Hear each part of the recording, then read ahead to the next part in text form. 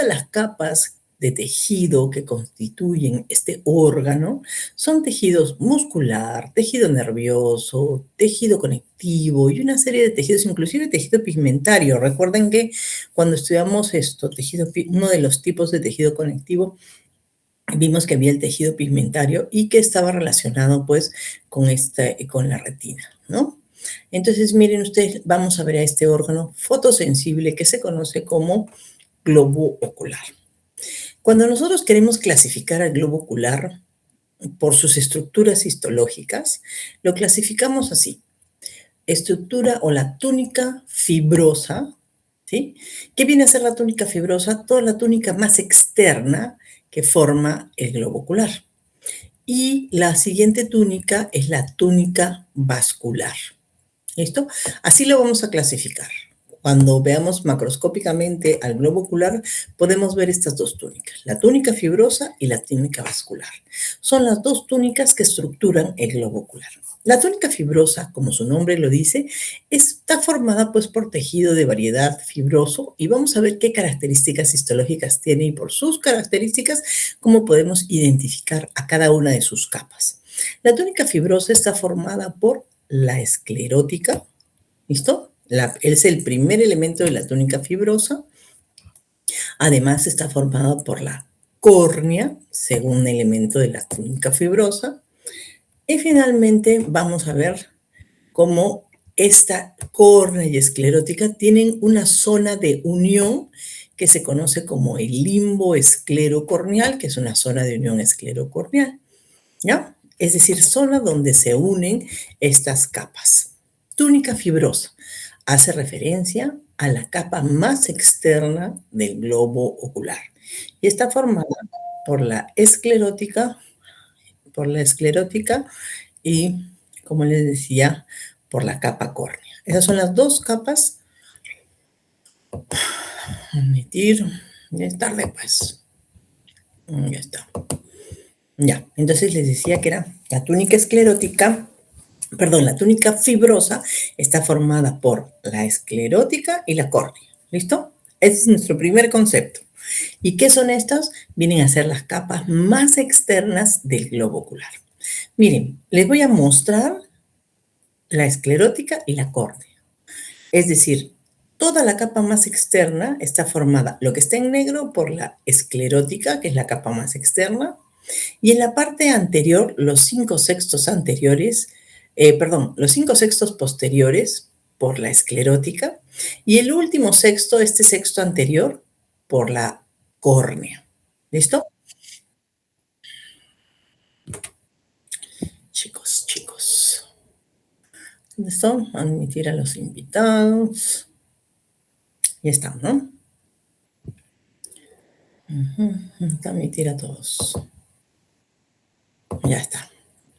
Entonces les decía que estas son las dos capas que vienen a ser la esclerótica y la córnea. Entonces las dos forman la túnica fibrosa. Hablemos de la esclerótica, porque queremos ver su constitución histológica. Primero en la ubicación ya hemos dicho 5/6 posteriores. Los 5/6 posteriores, todo lo que esté en amarillo, toda esta capa amarillita viene a ser, o la capa la capa no amarillita, la capa gris. ¿Ya? La que han pintado como gris viene a ser la capa más externa, que viene a ser la esclerótica. Esta, con su constitución, como dice acá, macroscópicamente se le va a ver opaca y blanca. ¿Listo? Pero lo que tiene es tejido conectivo. Tejido conectivo rico en fibras colágenas elásticas, que le dan estructura a esta fibra, a esta capa. El colágeno tipo 1 es el que predomina. ¿Ok? Colágeno tipo 1. Entonces es tejido conectivo.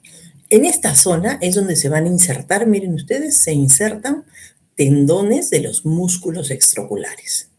¿Listo? Y vamos a ver que la capa más externa tiene tejido conectivo laxo, o sea, la capa más interna es tejido conectivo denso y la capa más externa, tejido conectivo laxo. En la capa interna puedo ver fibras colágenas, elásticas y no hay ausencia de vasos sanguíneos. Y en la capa, en esta misma capa puedo ver algunos melanocitos. ¿Qué hacen ahí? Fíjense, unos melanocitos que van a dar pigmento a esta zona. ¿Listo? Y la capa más externa viene a estar formada solamente por tejido conectivo laxo. Es decir, cuando yo encuentre ese tejido conectivo laxo, ya le puedo llamar a esa capa epiesclerótica. ¿Pero dónde está? Dentro de o formando parte de la esclerótica. ¿Listo? Y como les vuelvo a repetir, es los 5/6 o ocupa los 5/6 posteriores del globo ocular o de la túnica fibrosa. Queda claro, ¿no es cierto? Hablemos ahora de un término que se utiliza que viene a ser la cápsula de Teno.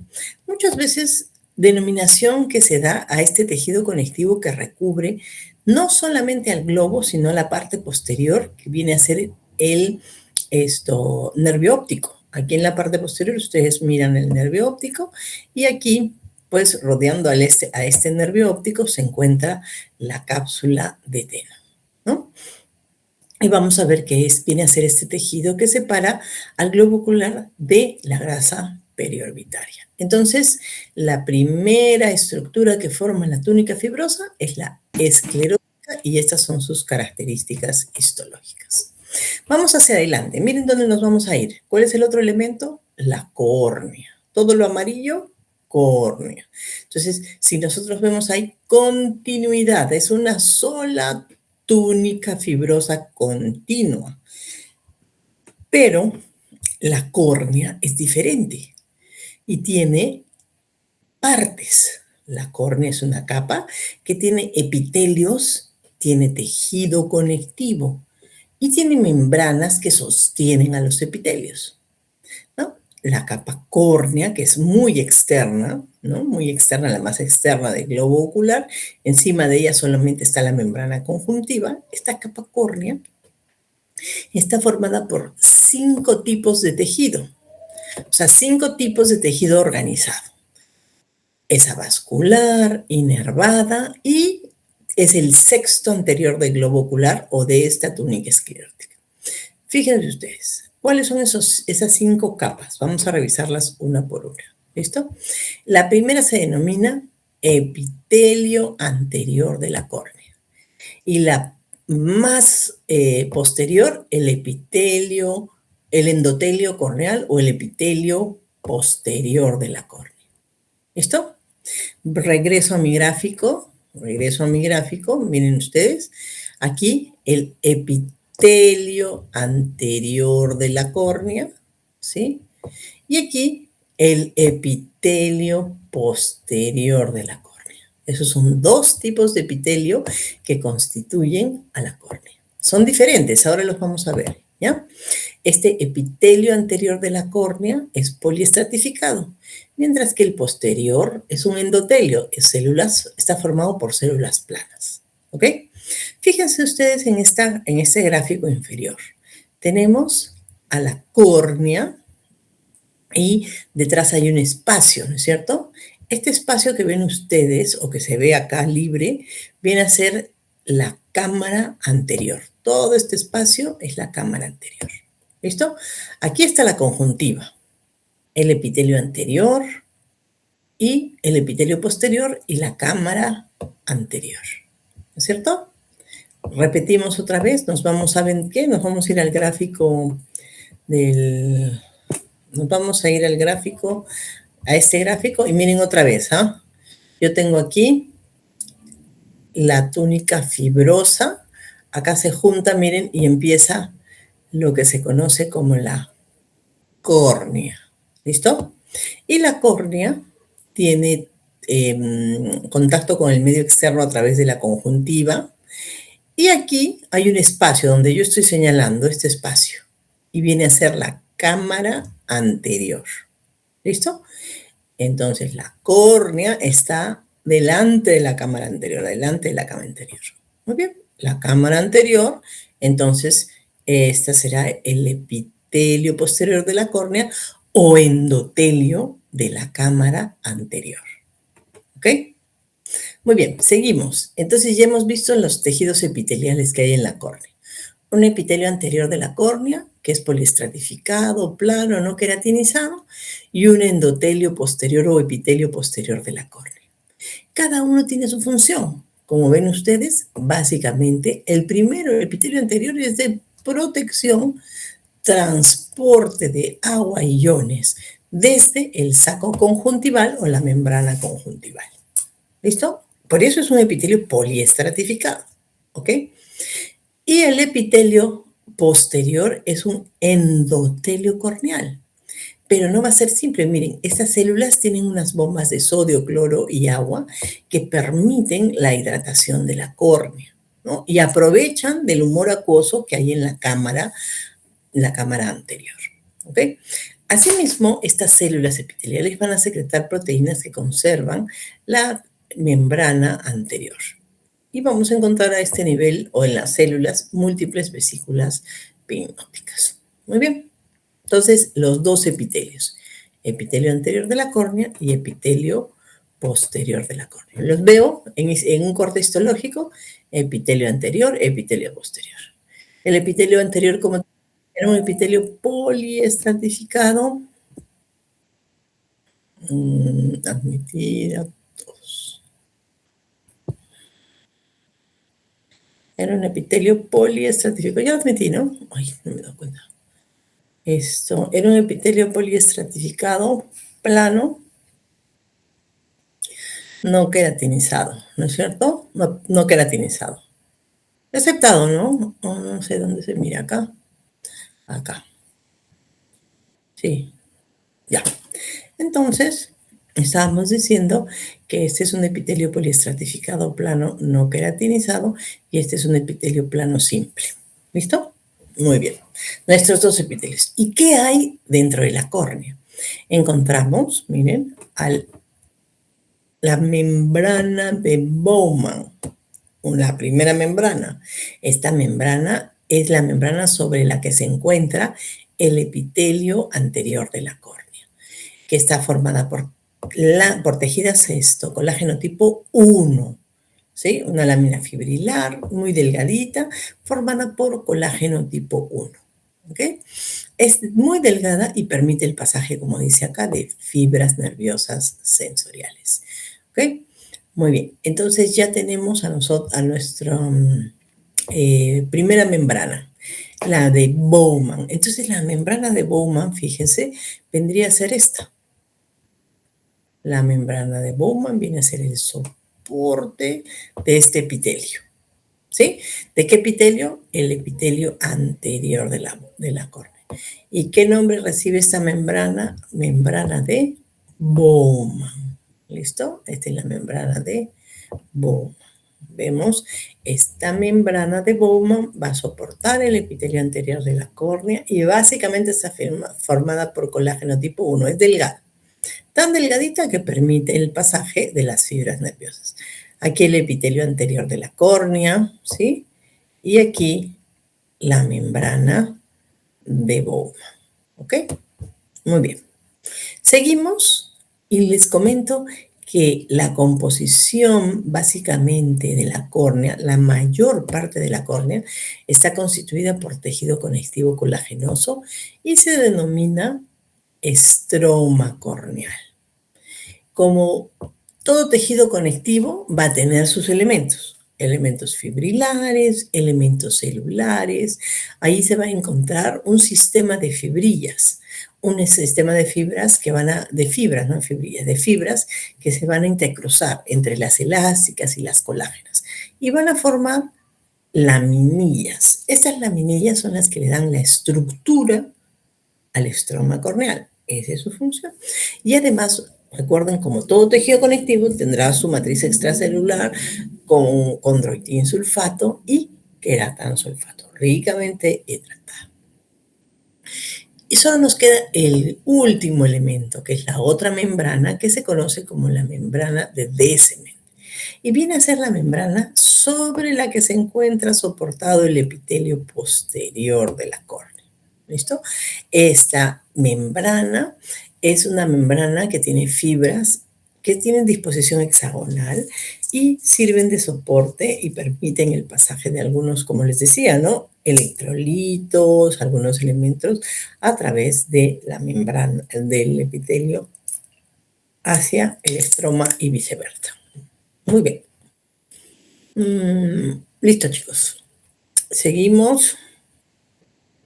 Entonces, rapidito, repetición, ¿cuáles son las capas de la túnica fibrosa, la esclerótica y la córnea?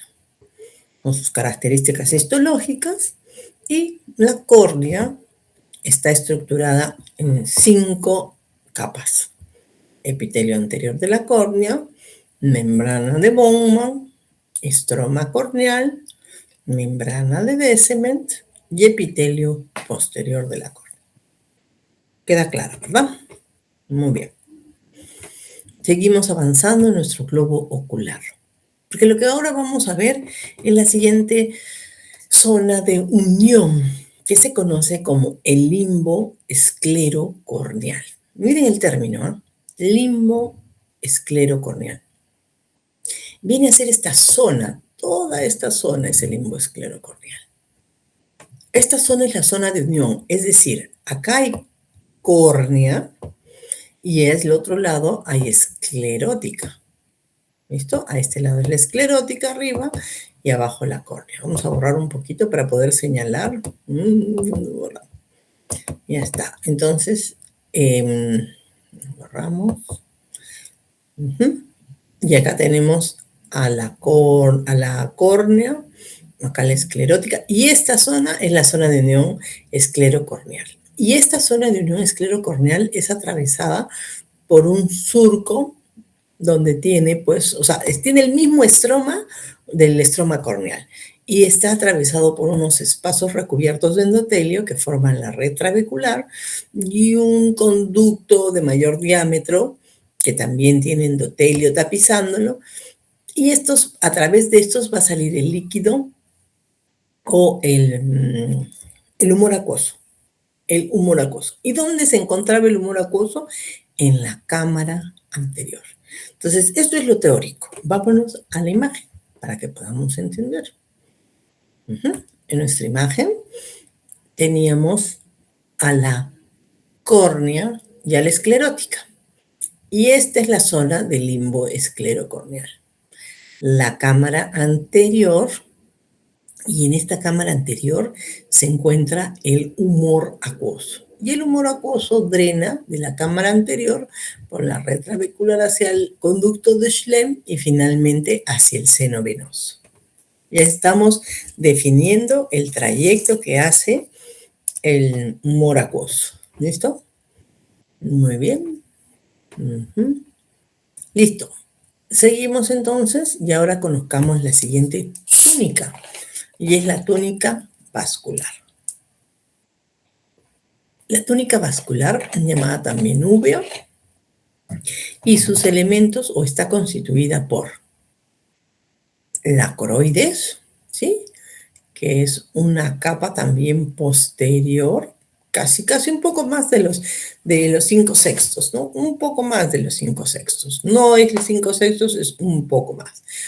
Y esta coroides está formada básicamente por tejido conectivo y melanocitos, y es una capa muy vascularizada. O sea, voy a ver vasos sanguíneos, melanocitos y además tejido conectivo, ¿no? Con fibras colágenas o fibroblastos, pero miren, lo que destaca es la presencia de estos melanocitos.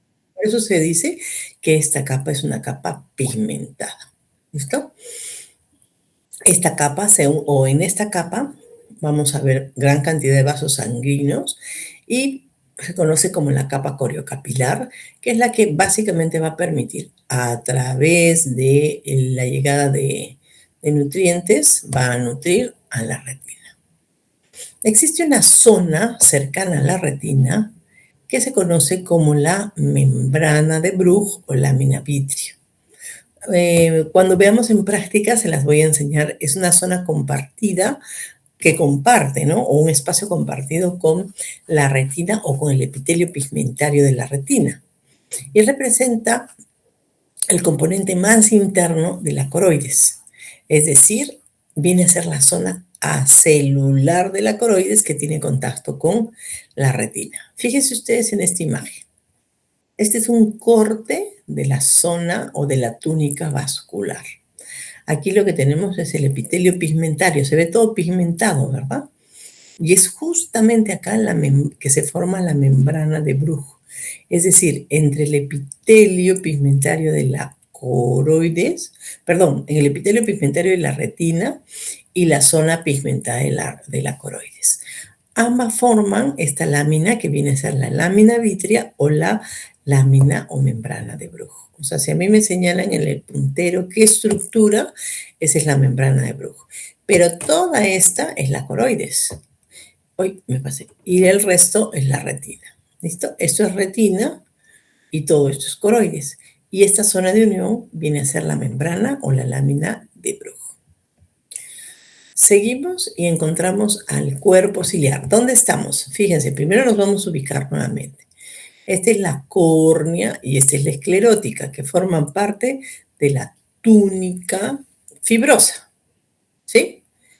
Túnica fibrosa. Muy bien. ¿Qué más? En la parte más interna hemos dicho que está la coroides, ¿verdad? Esta es la esclerótica y acá la coroides. Esa viene a ser la coroides, ¿verdad? Muy bien.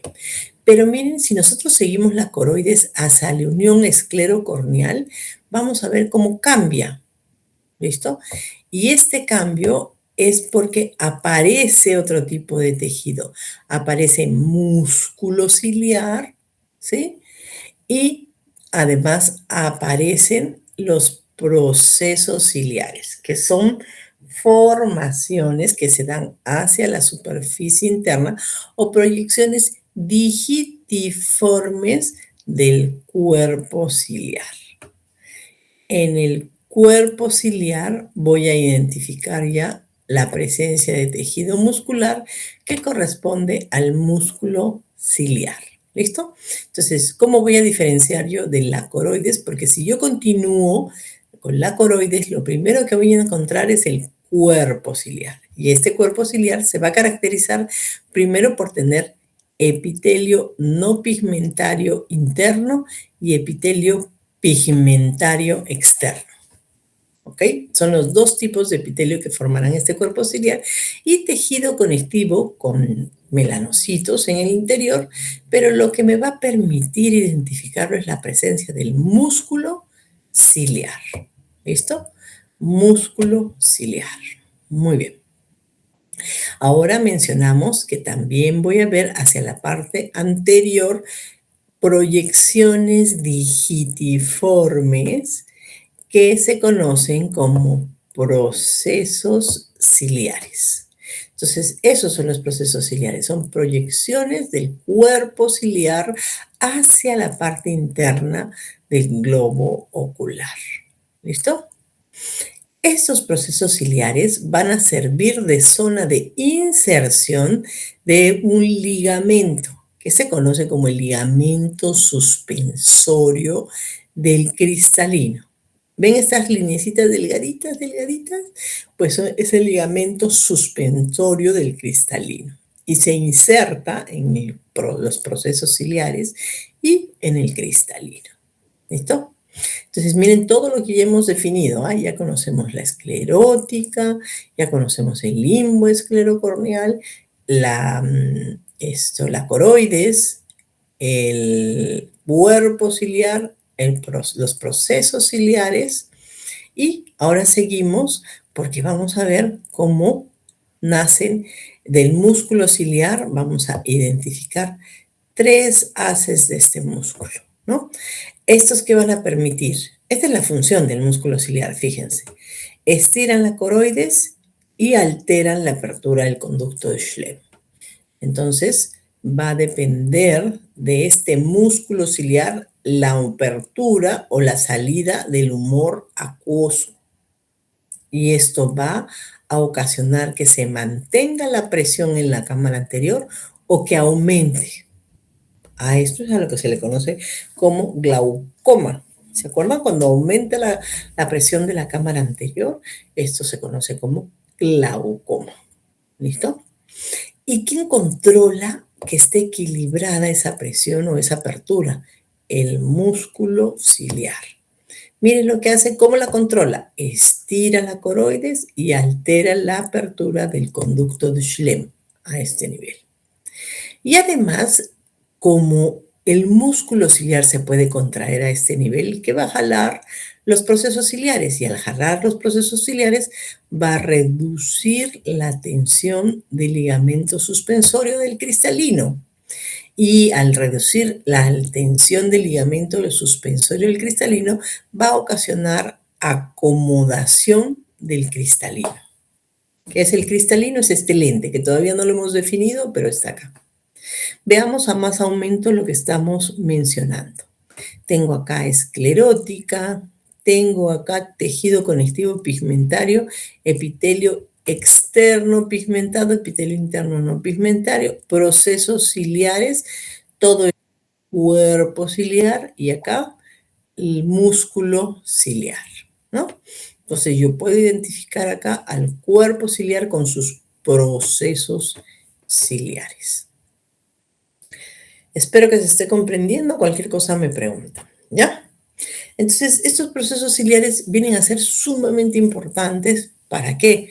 Para que se mantenga la presión intraocular y también para que se pueda acomodar adecuadamente el cristalino.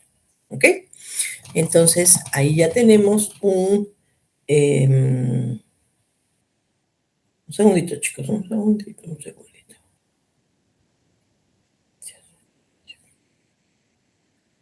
Ujú.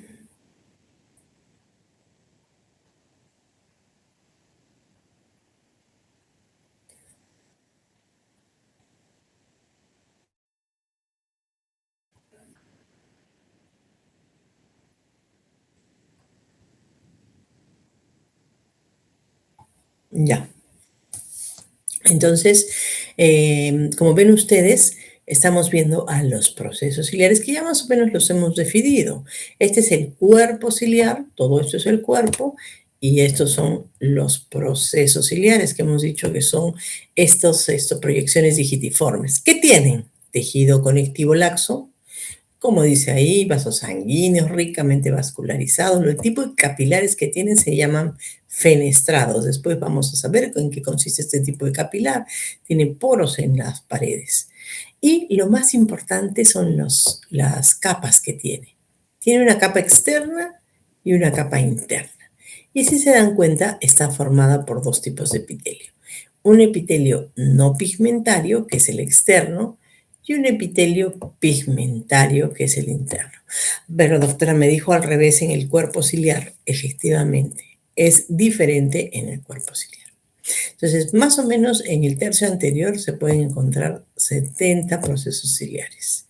Y están insertados, o sea, en estos procesos, los ligamentos suspensorios del cristalino.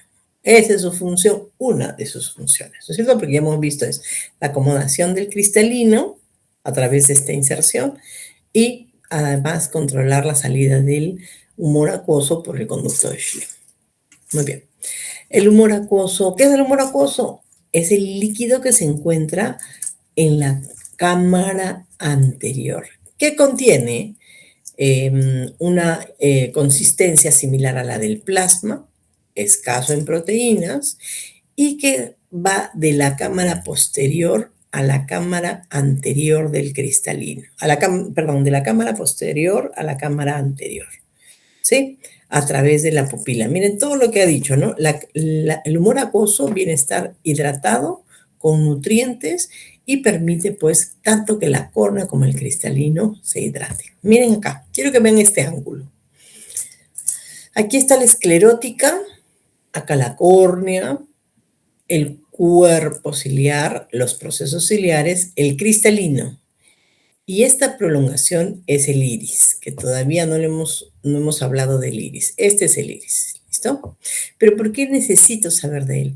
Porque es justamente quien me separa este espacio. Este espacio es la cámara anterior y este pequeño espacio que hay acá se llama la cámara posterior.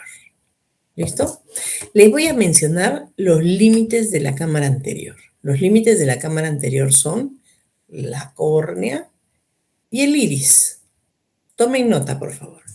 la córnea y el iris delimitan este espacio que se conoce como la cámara anterior. Y este pequeño espacio que hay detrás del iris se conoce como la cámara posterior. Y está delimitado por el cristalino y el iris. ¿Listo? Entonces, el humor acuoso es sintetizado por los cuerpos y los procesos ciliares. Lo sintetiza hacia la cámara posterior. De la cámara posterior pasa por este orificio que se conoce como pupila hacia la cámara anterior. Y de la cámara anterior, este humor acuoso se va a ir hacia el conducto de Schlemm y después a un seno venoso. Voy a repetir. Aquí tenemos la córnea. Aquí el iris. Entre el iris y la córnea, este espacio se le llama la cámara anterior y está ocupada por humor acuoso. ¿Dónde se sintetizó? En los procesos ciliares. Una vez que se sintetiza, es liberado hacia la cámara posterior y luego por este orificio que se llama pupila pasa a la cámara anterior para después ser drenado hacia el conducto de Schlemm y finalmente hacia un seno o hacia el seno venoso. ¿Listo? Me va a enchufar, si no se apaga. Hacia el seno venoso. Espero que me estén prestando atención porque eso no está en el área positiva. Muy bien. Ya. ¿Tampoco? No, ya. Ya. Sí, se me cayó. Muy bien. ¿Listo? Entonces, ya tenemos, pues, esta zona bien delimitada con los espacios bien delimitados. Regresamos, acá estábamos. Ya, listo. El iris. ¿Qué es el iris? Solamente para terminar de definir, es la proyección o la parte anterior del cuerpo ciliar, ¿verdad? La prolongación más anterior del la coroides. ¿Por qué? Porque primero está el cuerpo ciliar y luego el iris. Entonces, viene a ser la prolongación más anterior, porque la prolongación anterior es el cuerpo ciliar con sus procesos y continúa con el iris. Se encuentra entre la cámara anterior y la posterior. Uy, ahora sí entiendo, ¿no es cierto? Porque está en el medio de ambas. La superficie anterior del iris es regular, con surcos y es pigmentada. Tejido conectivo, pero pigmentado. ¿Listo? Y lo que quiero que aquí identifiquen, porque después va a ser un poquito más difícil, es los epitelios. Este epitelio y este epitelio son pigmentados. ¿Listo? Pero acá podemos ver el epitelio posterior, ¿sí? Y aquí la zona anterior donde está el estroma en su mayoría y tejido muscular. Y el tejido muscular está formando está distribuido en dos zonas. Primero, el que está en el estroma corresponde al músculo constrictor de la pupila. Y el tejido muscular que está adherido al epitelio posterior es el músculo dilatador de la pupila. ¿Listo? Constrictor de la pupila, el que tiene más volumen, y el dilatador de la pupila, el que está más cercano al epitelio posterior y que se encuentra pues adherido a este epitelio. Muy bien. Uy, un ratito. Estoy que pinto. Muy bien. Ya. Seguimos entonces. Muy bien. El cristalino. Vimos el lente, ¿se acuerdan el lente en el que estaba sostenido con los ligamentos suspensorios hacia los procesos ciliares? Pues no se trata más que de un disco transparente bicóncavo y flexible. que está formado por, en la parte interna, por una serie de fibras, fibras largas de forma hexagonal, nucleadas, que son las fibras del cristalino, cubierto por el epitelio subcapsular y una cápsula. ¿Listo? Esos son los tres elementos o las características histológicas del cristalino. En la cápsula vamos a ver que predomina el colágeno tipo 4 y es rico en glicoproteínas. Y vamos a identificar al epitelio cúbico simple que está en la zona subcapsular. Y finalmente, en la zona central vamos a ver a las fibras del cristalino, que son de forma hexagonal, sin núcleo y escasas organelas o casi ninguna organela. El cuerpo vítreo, porque ya vimos al humor acuoso, ¿no? Ahora vemos al cuerpo vítreo, que se encuentra en la parte posterior, no en la cámara posterior. Estoy diciendo en la parte posterior, no en la cámara posterior, porque en la cámara posterior se encuentra el humor acuoso. ¿Listo? Entonces, ¿de qué está compuesto el cuerpo vítreo? El cuerpo vítreo está compuesto principalmente de agua, electrolitos, sodio, potasio, cloro, agua, fibras colágenas y ácido hialurónico. Esta es la composición del humor vítreo o del cuerpo vítreo que va a estar adherido a la retina o a la superficie de la retina. ¿Listo? La retina. Vamos a ver a la retina. Primero vamos a ver en la retina. Esto es último. Esto. Ya. La retina viene a ser la capa más interna, porque hemos dicho que está relacionada con el humor vítreo. Y la retina tiene desde el disco óptico hasta la hora serrata. Ahora les voy a enseñar cuál es el disco óptico y cuál es la hora serrata, ¿ya? Pero desde el disco óptico hasta la hora serrata tiene esta estructura histológica. Miren, epitelio pigmentario,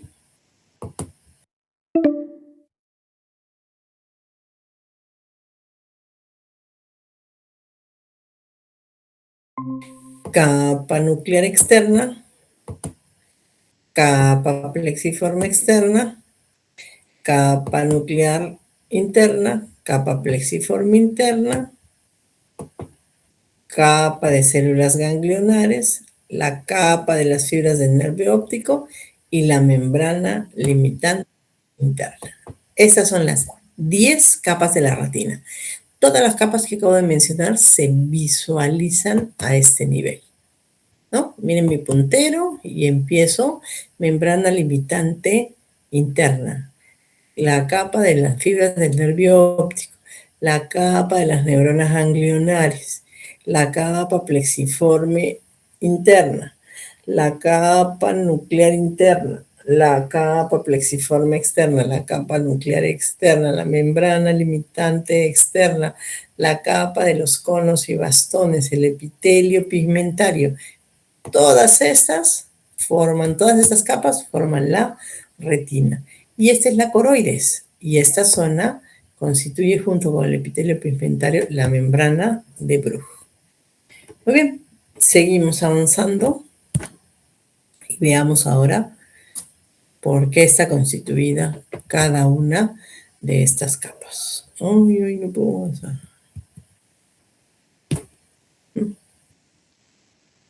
Muy bien. Empezamos. Lo que van a ver ustedes en este nivel corresponde al tejido, o sea, cómo se observa el microscopio óptico. Y lo que ven a la derecha es la gráfica de cada una de las estructuras. Entonces vamos a empezar con el epitelio pigmentario. Si ustedes se fijan, este es el epitelio pigmentario, el que yo estoy señalando, que está pigmentado, es un epitelio cilíndrico simple con células pigmentadas que está unido o formando la membrana de Bruch con la coroides. Miren, esta es la coroides y está bien pigmentada, es la membrana de Bruch. Tiene abundantes gránulos de melanina y su función va a ser absorber la luz y fagocitar los discos membranosos de los bastones y esterificar derivados de vitamina A. Muy bien. Epitelio pigmentario cilíndrico simple. A veces puede encontrar células cúbicas, ¿no? No es esto. Otra variación, no es patológico, sino otra variación. Segundo grupo o segunda capa, la capa de los conos y bastones. La capa de los conos y bastones. Esta segunda capa corresponde solamente a los segmentos externos. O sea, son dendritas las que voy a observar especializadas. Nada más. ¿Ya? Y estos van a estar rodeados por las células pigmentarias. Fíjense, nos vamos al gráfico, ¿ya? Este epitelio cilíndrico es el epitelio pigmentario. Y estos extremos vienen a ser los segmentos externos y que vienen a ser dendritas. Cada uno de los azules y color carne, estas células, vienen a ser neuronas, o sea, son células fotorreceptoras. Y estos son sus extremos o segmentos externos. Por eso dice que están rodeados por células epiteliales pigmentarias, porque estas son las células epiteliales pigmentarias. Solamente la capa de los conos y bastones, como ven ustedes, o en la capa de los conos y bastones, es donde yo puedo identificar el segmento externo. No estoy viendo su núcleo. Miren dónde se ubica el núcleo de los conos y bastones. Solo es la capa del segmento donde están los segmentos externos. La capa de conos y bastones. Repito, epitelio pigmentario, capa de conos y bastones, la que estoy señalando. Toda esta es la capa de conos y bastones. ¿Listo? Muy bien, sigo.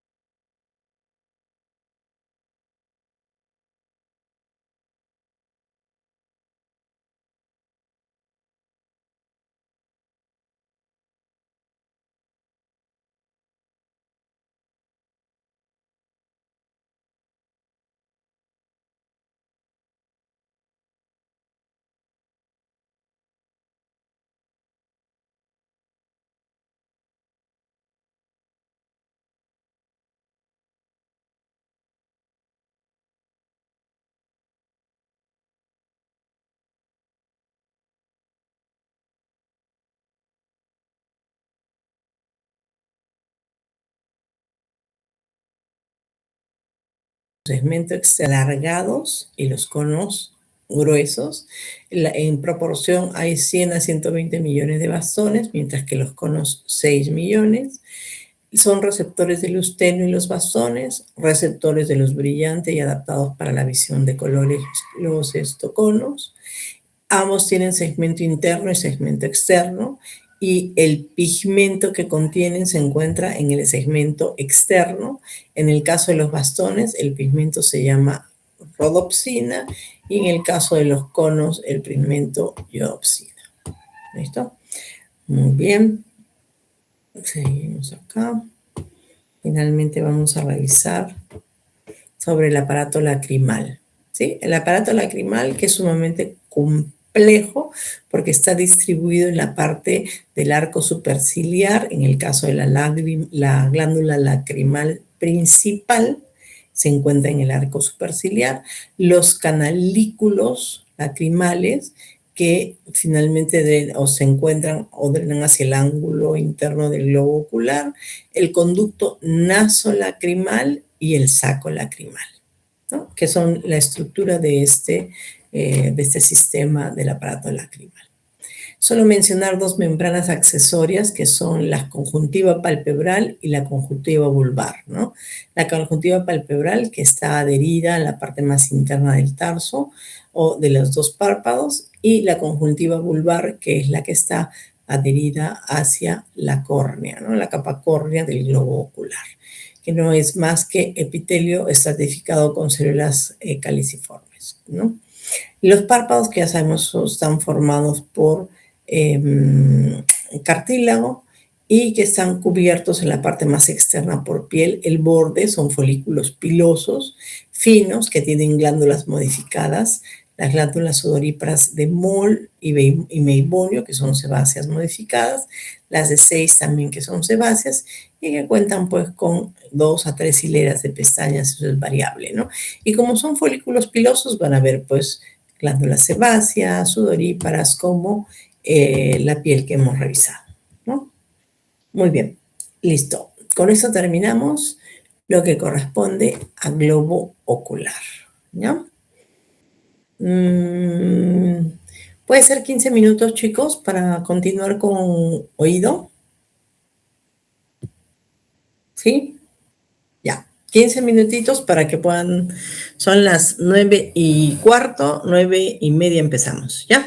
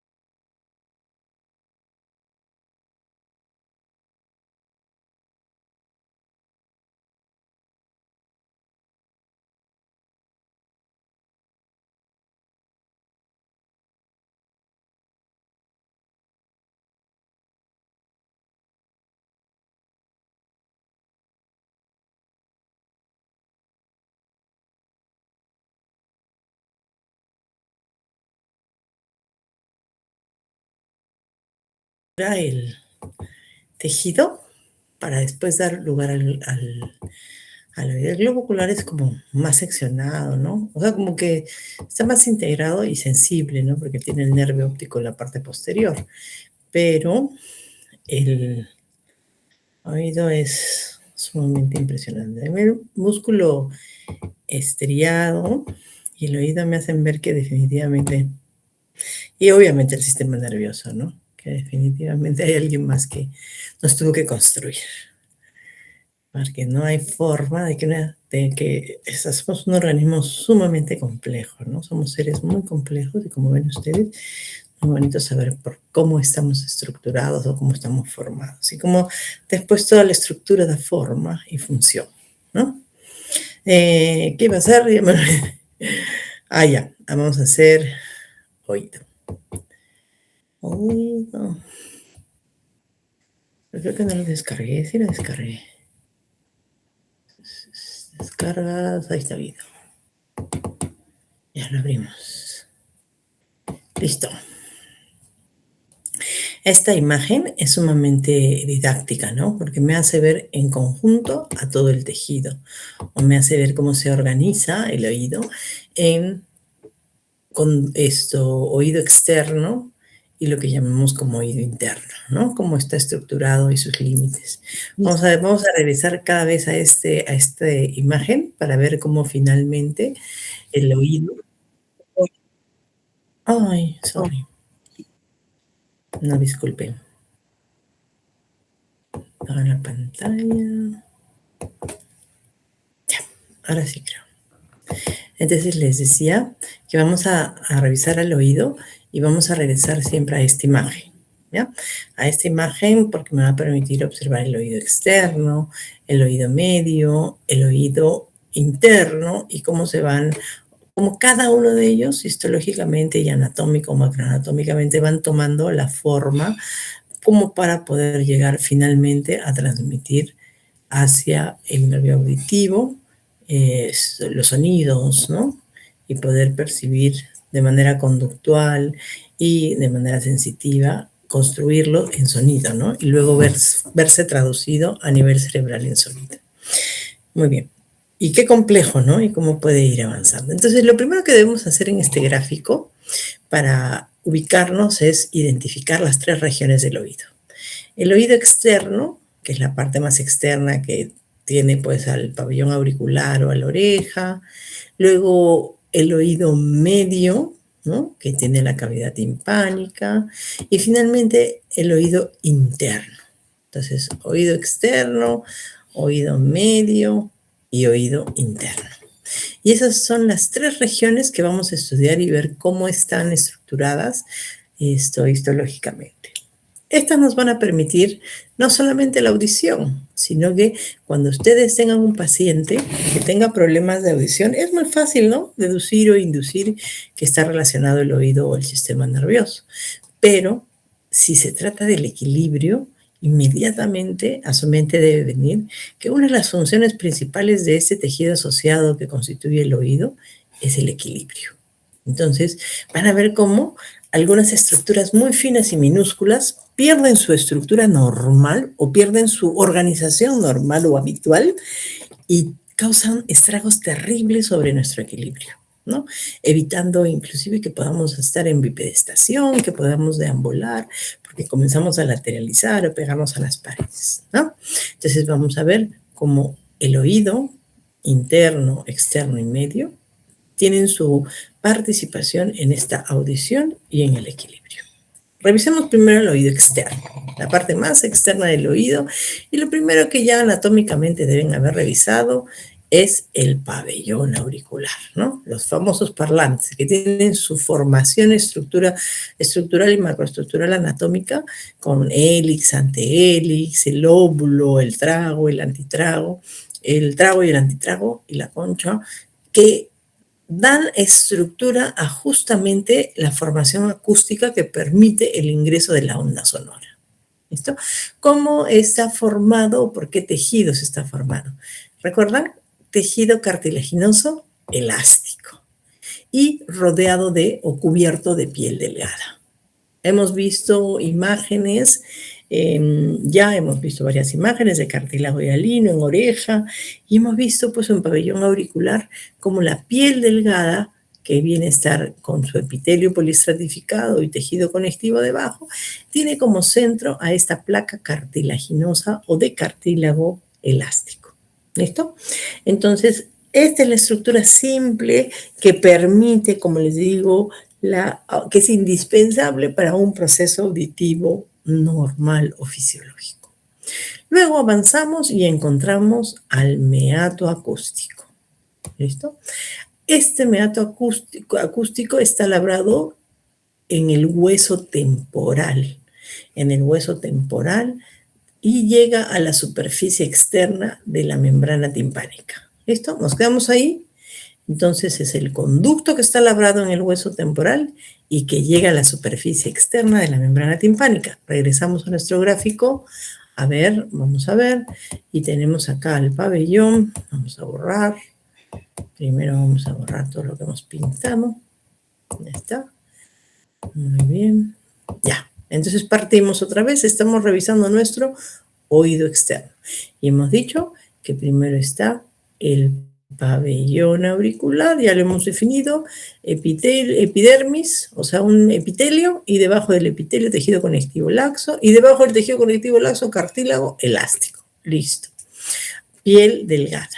Luego viene el conducto auditivo, perdón. El conducto auditivo que va, miren, este es el hueso, ¿sí? Es el tejido óseo, el hueso, y es el conducto que está labrado y que va hasta la membrana timpánica. Esta es la membrana timpánica.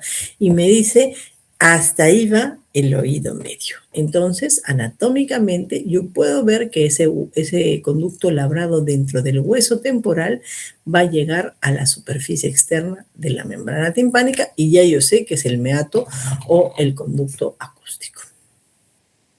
En la estructura de la pared de este conducto vamos a encontrar que un tercio está formado el tercio externo está formado todavía por cartílago y propiamente hueso esponjoso es el que forma los 2/3 internos. Piel delgada, ya hemos dicho, ese epitelio y ese tejido conectivo se conocen como piel delgada. Y como piel delgada van a ver ustedes posteriormente que siempre esta piel delgada viene acompañada de folículos pilosos, glándulas sudoríparas y sebáceas, pero en este caso estas se modifican por la ubicación y comienzan a producir una sustancia más compleja y densa que van a ver en fisiología, que se conoce como sustancia ceruminosa o cerumen.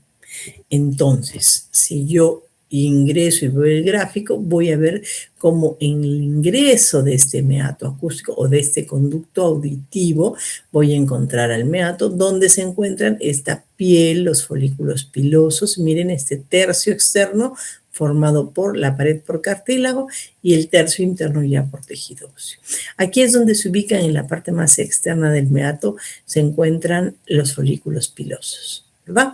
Y acá las glándulas ceruminosas, que vienen a ser glándulas modificadas, sudoríparas, sebáceas, y cómo se forma el cerumen. Entonces, el cerumen es una formación fisiológica y los hisopos son patológicos. Entonces, no se limpian los oídos con hisopos. No se mete hisopos, no se hace nada con los hisopos, no hay necesidad de limpiar con hisopos. La higiene que se hace de la zona ceruminosa debe ser la que permite ingresar a nuestro dedo meñique con una toallita o con una toalla hasta donde ingresa la toalla, que hace la limpieza externa, pero que le permite renovar el cerumen en esta zona. No se utilizan ni palitos, ni deditos, ni hisopos, ni algodoncitos, ni lapiceros, ni nada por el estilo. Todo aquello que utilicen daña esta zona y posteriormente va a deteriorar la estructura del meato acústico, porque esta es su estructura normal. Y si yo voy lesionando la piel, ya no saldrán folículos pilosos y no se secretará igual el cerumen. ¿Ya? Listo. Entonces, ¿dónde hemos llegado? Hemos terminado de ver a este oído externo. Ahora vamos a ingresar a la capa, a la última capa del oído externo que hemos dicho que es la parte interna de la membrana timpánica. Solo la parte interna. ¿Listo? Muy bien. Vamos a definir la estructura de la membrana timpánica. La membrana timpánica tiene una cara interna, perdón, la cara externa, no cara interna, dije cara interna, la cara externa de la membrana timpánica. Ya, entonces la membrana timpánica tiene tres hojas o tres caras.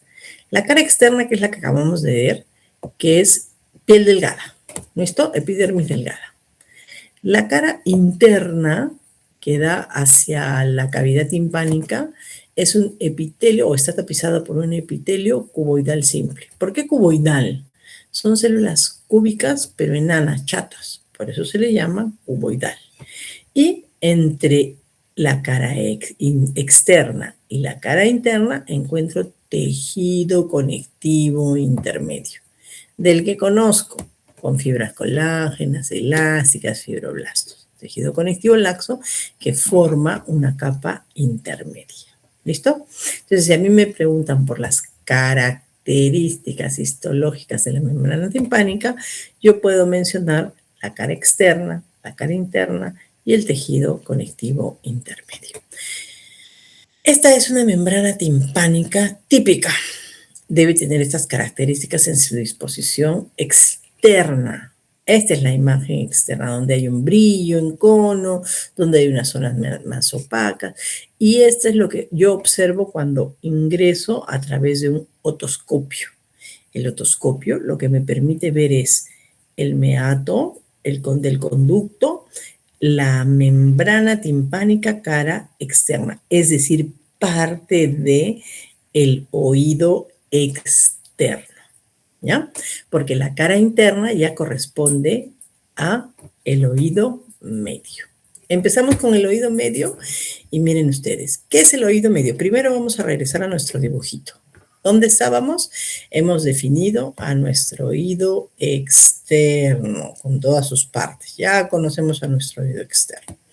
Ahora lo que vamos a hacer, Ahora lo que vamos a hacer es identificar a nuestro oído medio. Todo esto es el oído medio.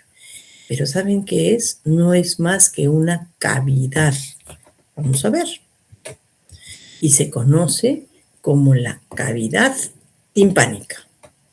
Entonces el oído medio está formado por o formando la cavidad timpánica.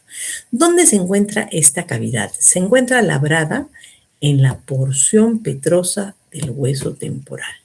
Este es el hueso temporal y aquí está labrada la cavidad. Pero también se comunica con estas celdillas que son las celdillas mastoideas. ¿Sí? ¿Ven acá estos huequitos?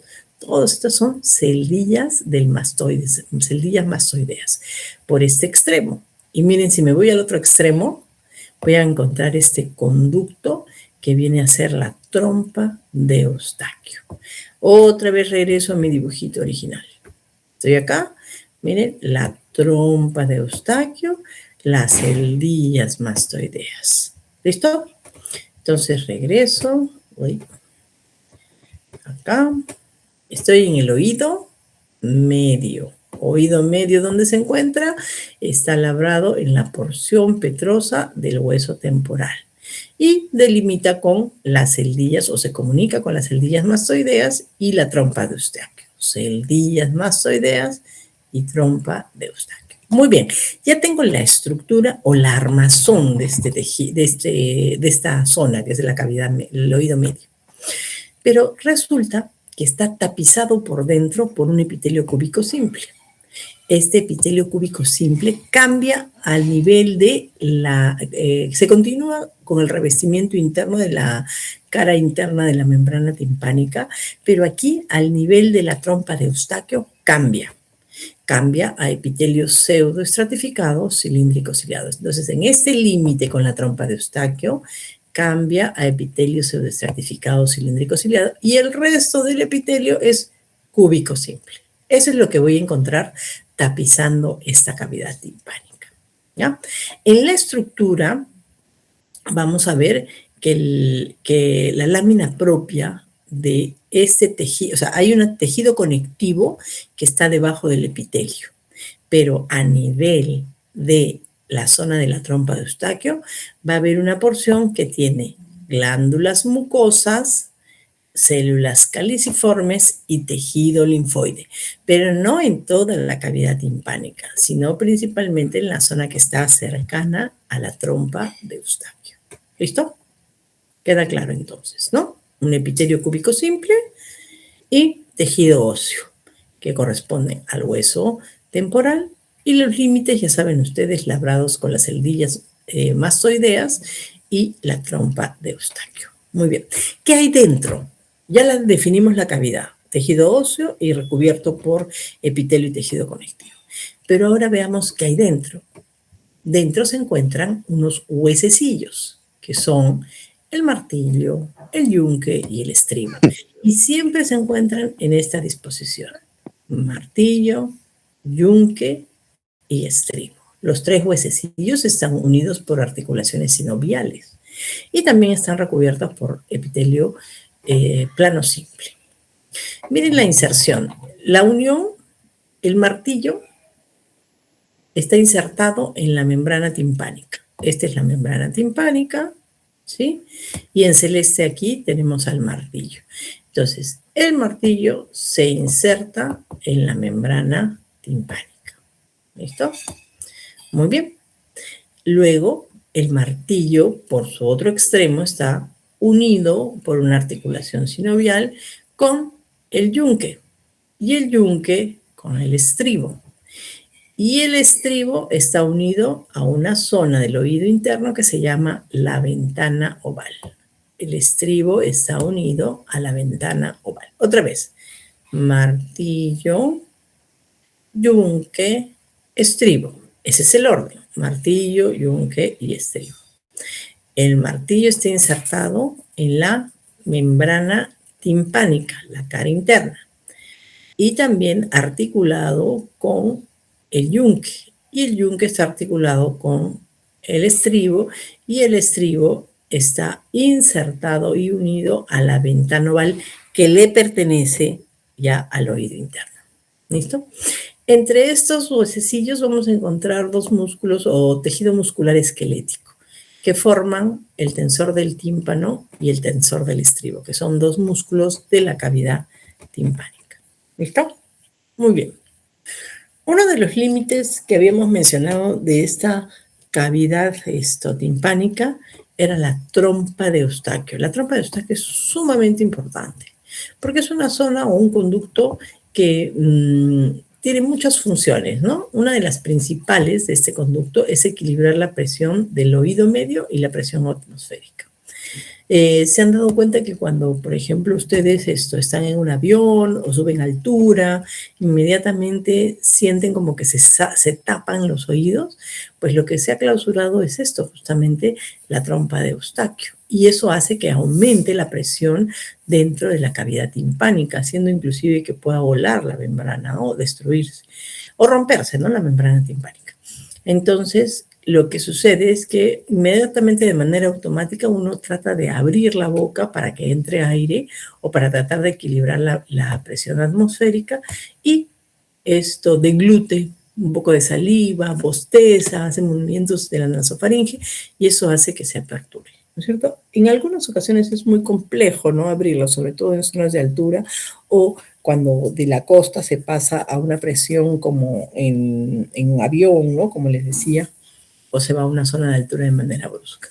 Pero como el hecho de deglutir agua o algo, esto va a ocasionar pues que se aperture y se puede equilibrar la presión de la cavidad timpánica con la presión atmosférica. ¿Listo? Pero así, miren, fíjense que la trompa de Eustaquio va a tener una conexión directa con la vía aérea. Entonces, es un ingreso directo de gérmenes. ¿Y eso qué va a ocasionar? Por ejemplo, cuando los infantes recién nacidos, neonatos y hasta inclusive niños, como les decía, esta trompa de Eustaquio es corta y al ser corta el ingreso es directo y rápido de los gérmenes hacia la cavidad media del oído, a la región media del oído, o sea, la cavidad timpánica. Y esta es la razón por la que muchas veces los niños o los recién nacidos o los infantes o lactantes tienen un resfrío y de pronto a los 3, 4 días ya tienen una otitis. ¿Y cómo se llama esa otitis? Otitis media aguda. ¿Por qué? Porque se ha inflamado en la región media del oído, ¿no? Cuando se habla de una otitis media aguda, es una inflamación que puede ser por bacterias o virus de esta zona que se conoce como el oído medio. Pero, ¿quién fue el responsable de esto? La trompa de Eustaquio. Claro, nos hace mucho bien porque nos equilibra, mantiene el equilibrio de la presión atmosférica con la de la cavidad, pero también es un medio muy rápido del ingreso de gérmenes. Y mientras más corta es mayor, ¿no es cierto? Y eso sucede, como les digo, según la estructura anatómica va aumentando de tamaño, esto va disminuyendo el riesgo y por eso pues, no es tan frecuente en adultos. Claro, en algunos, ¿no? Porque algunos adultos tienen esta trompa de Eustaquio corta. Muy bien, nos vamos al oído interno. Entonces, aquí clarísimo ya podemos detectar pabellón auricular, oído externo. Mato acústico, oído externo. ¿Hasta dónde? Hasta la membrana timpánica cara externa. Luego, listo, borro, ya los identifiqué. Ahora, oído medio, mi membrana timpánica. ¿Con quién? Con el martillo, el yunque y el estribo. Y miren el estribo. El estribo bien metido y apoyado en la ventana oval, que no le corresponde a el oído medio, sino al oído interno. ¿Ya? Y aquí la trompa de Eustaquio. Entonces ya tengo mi oído medio bien reconocido y ahora voy a estudiar al famoso caracol, que viene a ser el oído o a constituir parte del oído interno. Listo. Entonces, vamos a ver que el oído interno está dividido en dos laberintos, el laberinto óseo y el laberinto membranoso. Es el primer concepto, ¿ya? ¿Dónde está el dibujito? Este. Ya, miren ustedes, lo que está en moradito, laberinto óseo, el continente. Y el que está en gris, el laberinto membranoso, el contenido, ¿no es cierto? Es como que tuviéramos dentro del laberinto óseo se encuentra el laberinto membranoso. Entonces, lo que vamos a estudiar primero es a este laberinto óseo. Y una vez que lo entendamos al laberinto óseo, entonces veremos que dentro del laberinto óseo se encuentra el membranoso y lo vamos a poder entender. Si ustedes se fijan, este laberinto óseo es el continente y dentro está el contenido. Pero si yo veo, entonces, entre el laberinto óseo y el laberinto membranoso hay un espacio, ¿no es cierto? Pues a eso se refiere el que en el espacio que hay entre el laberinto óseo y membranoso, hay un líquido que recorre ese espacio que se llama perilinfa. ¿Entre quién? El laberinto óseo y el laberinto membranoso. Y dentro del laberinto membranoso hace su recorrido la endolinfa. Entonces hay dos tipos de líquido que voy a identificar acá, que son la perilinfa y la endolinfa. Y la endolinfa está dentro del laberinto membranoso y la perilinfa entre el laberinto óseo y el laberinto membranoso. Repito, en esta imagen tengo el laberinto en gris, laberinto membranoso, y en morado el laberinto óseo. Entonces, donde está mi puntero está la perilinfa. Y dentro del laberinto membranoso, la endolinfa. ¿Listo? Muy bien. Entonces ya tenemos todo claro. Esa es la estructura del oído interno. En realidad es más compleja, pero vamos a ver poco a poco para que no nos hagamos pues tan complicado el tema. Veamos, laberinto óseo. Al laberinto óseo anatómicamente lo vamos a dividir así. Conductos semicirculares. Siempre es así, son tres. Uno superior, que es este, uno superior. Uno posterior y uno lateral. ¿Listo? Estos tres están orientados 90 grados entre sí. Así se dispone. Estos tres se originan en esta zona. Vamos a borrar lo que he pintado primero para que puedan ustedes identificar. Y si ustedes se fijan, el conducto semicircular superior, el conducto semicircular posterior y el lateral nacen en este espacio que se llama vestíbulo. Todo este espacio se llama vestíbulo. Por eso es que me dicen que los tres se originan y regresan al vestíbulo, porque se originan y regresan al vestíbulo, ¿no? Tienen su origen en el vestíbulo y nuevamente regresan al vestíbulo. ¿Listo? ¿Qué tiene dentro el laberinto óseo? O sea, los conductos semicirculares del laberinto óseo, ¿qué contienen? Al laberinto membranoso, es decir, a los conductos semicirculares del laberinto membranoso. ¿Listo? Muy bien. Seguimos. Esta porción central dijimos que se llamaba vestíbulo. Entonces el vestíbulo es la porción central, del laberinto óseo. Y su pared externa contiene unas ventanas. Fíjense acá. La ventana oval, porque es oval la forma, y la ventana redonda. ¿Ya? Vamos a ver que hay unas zonas especializadas del laberinto membranoso que se llaman utrículo y sáculo, que están dentro del vestíbulo. ¿Ya? O sea, parte del laberinto. ¿Qué contiene el vestíbulo? Una parte del laberinto membranoso que se conoce como utrículo y sáculo. Y son zonas especializadas. Muy bien. Y al final, el famoso caracol, como dijimos, se conoce como la cóclea, que viene a ser una espiral ósea hueca que gira sobre sí 2,5 veces alrededor del modiolo, que contiene el laberinto membranoso. ¿Listo? Laberinto óseo, entonces, conductos semicirculares, superior, posterior y lateral. El vestíbulo, que contiene la ventana oval y la ventana redonda. Y la cóclea, que es esta espiral hueca que gira sobre sí 2,5 veces alrededor del modiolo, que es menos que la que vamos a ver en este laberinto membranoso. Muy bien, ahora veamos el laberinto membranoso. El laberinto membranoso está formado por tejido conectivo, fibrocolagenoso, que está tapizado por dentro por epitelio plano, simple. Entonces, vamos a ver cuáles son los elementos del laberinto membranoso. Si ya yo conozco los elementos del laberinto óseo, entonces va a ser muy fácil que pueda deducir los nombres del laberinto membranoso. ¿Ya? Empezamos.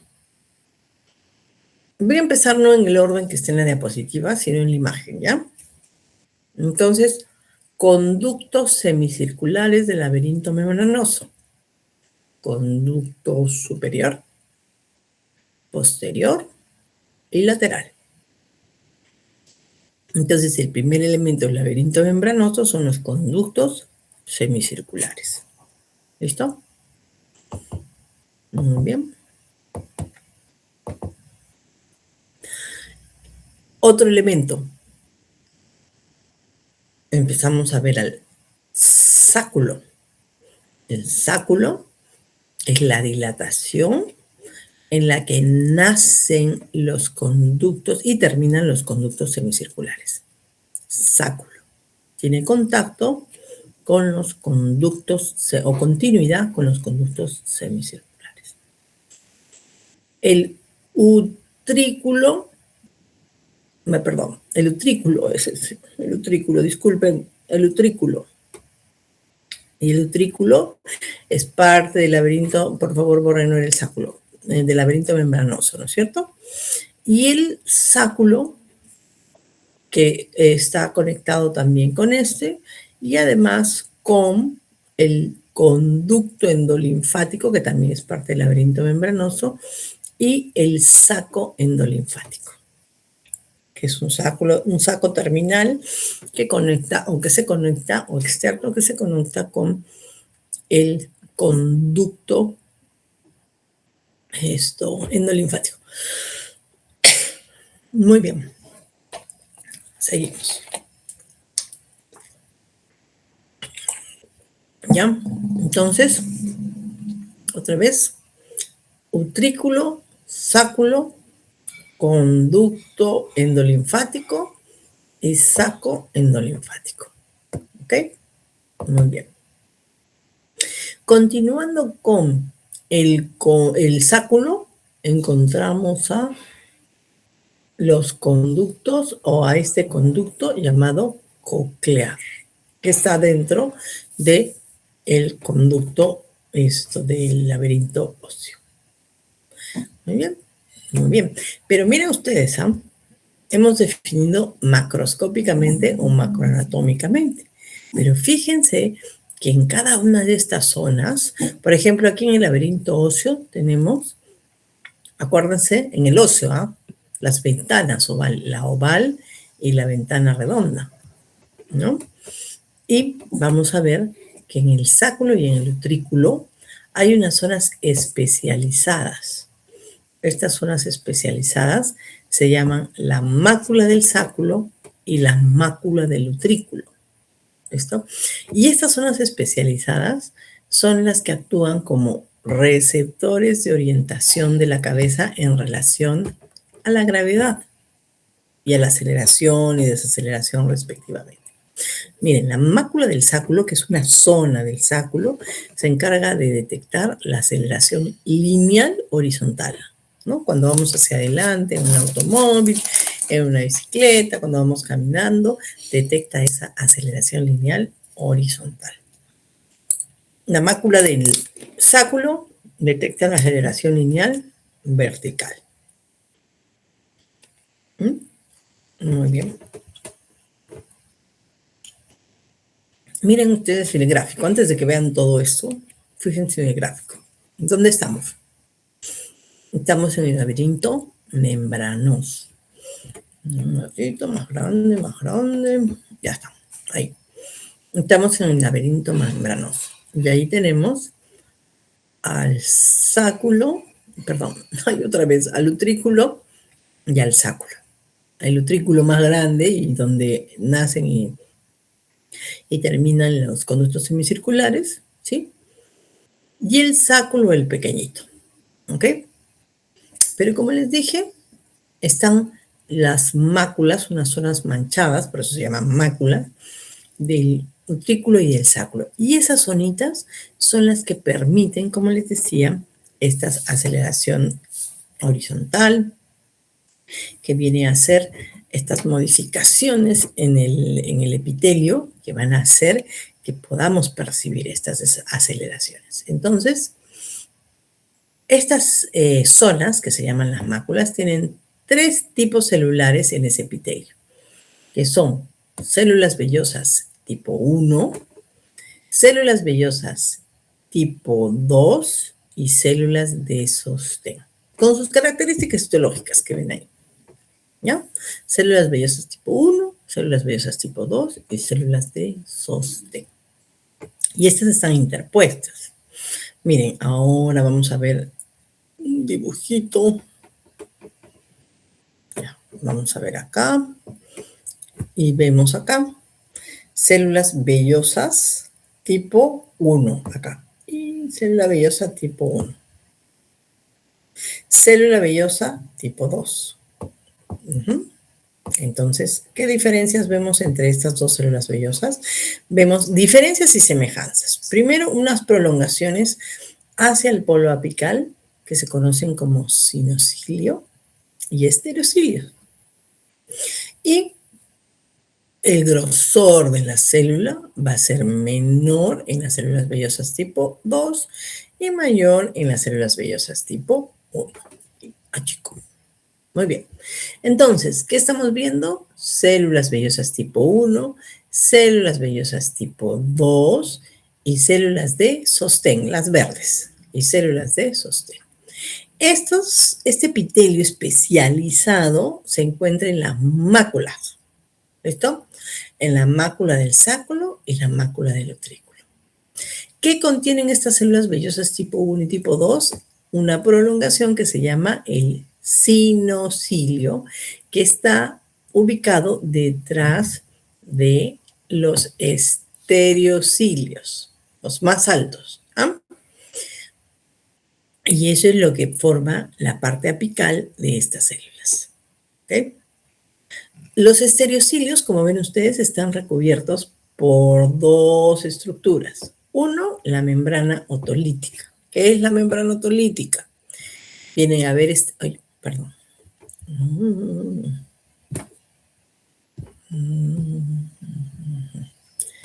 Ya, es la estructura a manera de gel que se encuentra, un ratito que me he pasado la diapo. Acá. Ya. ¿Qué es esta membrana otolítica? Miren acá, otra vez, fíjense por favor, vamos a borrar.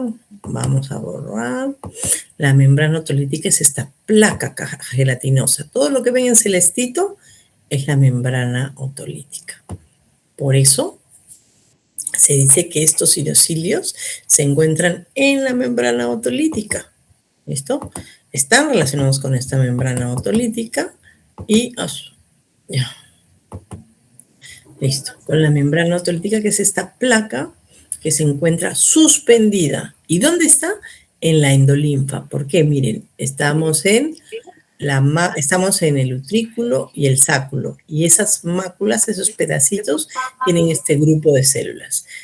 Células son vellosas tipo 1, ¿Hola? células vellosas tipo 1, células vellosas tipo 2. ¡Ah, mi verga!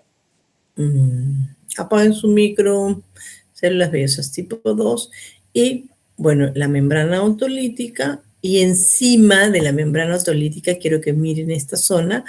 La zona más superficial de la membrana otolítica contiene a las otoconias u otolitos. Estos son los famosos otolitos, que no son más que estructuras pequeñas, partículas pequeñas que tienen proteínas y carbonato de calcio y están cubriendo, como ven acá, a la membrana otolítica.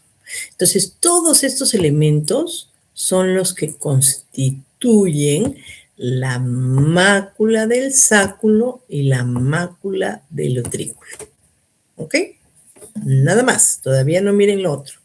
Mácula del sáculo, mácula del utrículo. Espero que hayan entendido. Muy bien. Seguimos. Y ahora vamos a ir a ver a los conductos semicirculares que vienen a estar alojados dentro del conducto semicircular óseo y tienen su misma forma. O sea, nada novedoso hasta ahí. Pero también tienen una zona especializada y ahora se va a llamar ampolla. ¿Ya? Y esta ampolla tiene otra vez células vellosas que son neuroepiteliales, células vellosas tipo 1, células vellosas tipo 2, que son similares a las de la mácula. Pero ya no van a tener membrana otolítica, sino van a tener una cúpula, que ahora esta cúpula va a estar formada por glucoproteínas. Esta es la cúpula, ¿no? Ya no hay otolitos, solamente hay cúpula y es similar a la membrana otolítica, pero tiene forma de cono y no tiene otolitos, ¿no? Pero el contenido es similar. Muy bien. Miren dónde estamos ahora. Vamos a juntar lo que ya sabemos de nuestro oído interno. ¿Qué tiene? Tiene un laberinto óseo y un laberinto membranoso. Se definen ya espacios. Vamos a ver. Voy a poner un poquito más de tamaño aquí porque quiero que vean lo siguiente. Aquí está la cóclea y tenemos acá laberinto membranoso, laberinto membranoso y el laberinto óseo. Yo iba a sacar un pedacito de acá para poder ver qué espacios se han formado.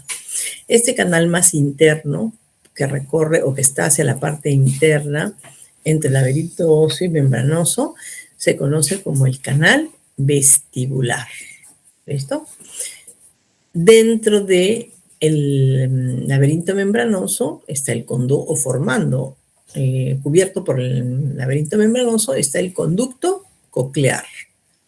Y el que pasa por o el espacio que se forma externamente se conoce como el canal timpánico. Entonces, miren, ¿ah?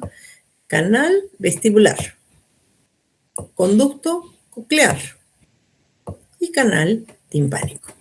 Pero reconózcanlo de manera macroscópica. Este será el interno, el canal vestibular, es decir, entre el laberinto óseo y el membranoso. Conducto coclear, dentro del laberinto membranoso. Y el canal timpánico fuera del laberinto o entre el laberinto membranoso y el laberinto óseo. Si yo hago un corte transversal a este nivel, voy a ver la gráfica que está en la parte inferior.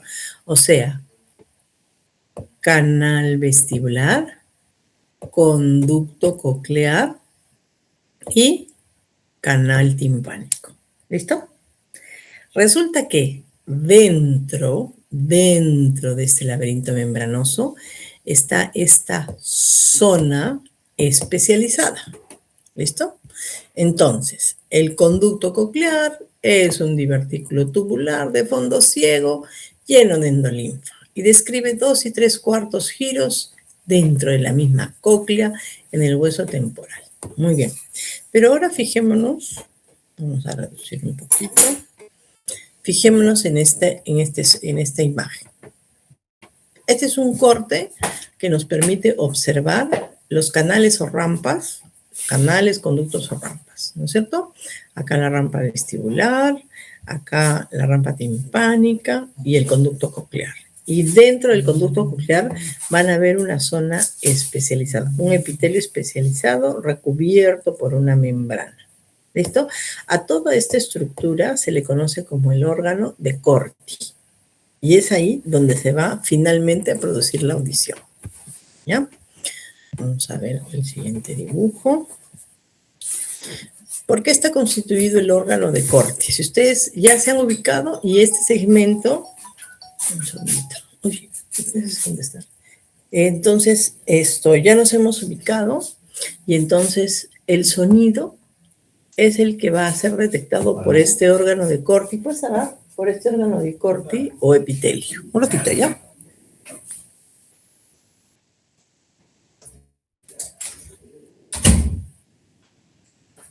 ¿Ya? Por este órgano de Corti o epitelio, disculpe. Entonces, aquí es donde se va a transformar el sonido, en el órgano de Corti. ¿Y dónde se ubica? En el conducto coclear. ¿Listo? Miren, esta definición teórica es importante que la ubiquen porque es muy compleja, pero cuando ustedes se ubican es muy sencilla. Entonces, miren, ¿dónde se encuentra el órgano de Corti? El órgano de Corti se encuentra por encima de la membrana basilar y de la lámina espiral que la sustenta. Entonces, toda la base del órgano de Corti es la membrana basilar. ¿Qué más dice acá? Que el conducto coclear está lleno de endolinfa. Claro, eso lo sabemos. Dentro del conducto coclear hay endolinfa. Muy bien, entonces voy a despintar estos dos conceptos porque ahora me queda mirar que en esta membrana basilar lo que tengo es un epitelio. Y este epitelio está formado nuevamente por células especializadas. Pero estas células especializadas lo que van a captar son vibraciones que llevan a través de la perilinfa. O sea, esta perilinfa va a vibrar y va a vibrar la membrana que está encima del epitelio y que se llama la membrana tectorial, y eso va a hacer que las células de este neuroepitelio reciban o capten estas vibraciones que han llegado a través de la perilinfa. Y que ahora están en la endolinfa las transmite a este conducto coclear, a la membrana vestibular, a la membrana tectorial, y luego van a ser traducidas finalmente o van a ser interpretadas por este neuroepitelio y van a ser llevadas hacia el nervio óptico. Entonces, nervio óptico, nervio auditivo. Muy bien, entonces vamos a seguir aumentando y vamos a ver a más aumento a estas células. ¿Qué son células? Neuroepiteliales. Y aquí sí viene la colección, ¿eh? Porque son las células vellosas internas, las células vellosas externas, las células falángicas internas, las células falángicas externas. Hay unas células de soporte que son las células de Jensen, las células de Claudius, las células de Butcher. Vayan mirándolas porque en realidad algunas solamente son de soporte, nutrición, y únicamente las vellosas son las que tienen la capacidad neuroepitelial, ¿no es cierto? Vellosas externas e internas. Las otras son, como ven ustedes, por ejemplo, las células falángicas internas, y son las que van a permitir que estas células vellosas estén estables y a la altura de la membrana tectorial, ¿no? Las células pilares internas, las células pilares externas y la relación que tengan con el nervio coclear, van a permitir la relación con el nervio coclear. Entonces, todo este es el órgano de Corti, el neuroepitelio con la membrana tectorial. Y es aquí donde se va a traducir el sonido.